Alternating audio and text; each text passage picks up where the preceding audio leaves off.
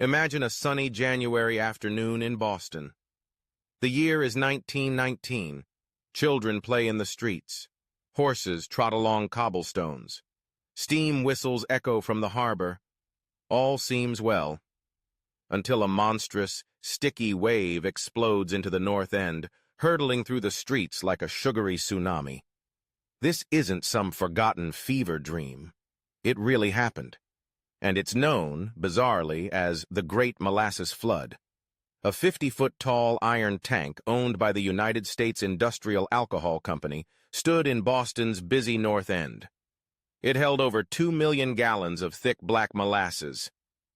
Why so much molasses, you ask? It was being stored to make industrial alcohol, used in everything from munitions to antifreeze. But the tank was a disaster waiting to happen. Locals had complained for months about leaks. Children would scoop molasses off the street as it dripped from the seams, and yet the company did nothing. On 15 January 1919, at just after noon, the tank exploded with a force so strong it sent a 25-foot wave of molasses roaring through the city at nearly 35 miles per hour.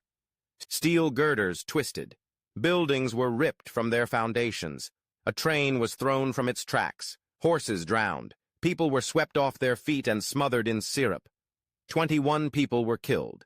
Over 150 were injured. Rescuers described the scene as something from a nightmare. Slow, suffocating, and surreal. It took weeks to clean up the mess, and even longer for the sticky scent to leave the city. Some say you could smell molasses in the Boston air for decades. The cause? Poor construction. Corners cut, warnings ignored.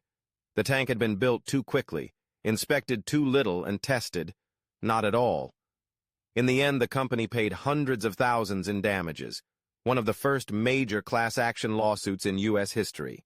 And so a flood, not of water, but of syrup, earned its place in the record books. Molasses, sweet in tea, deadly in a wave. Strange? Absolutely. But true? Every sticky, tragic drop of it.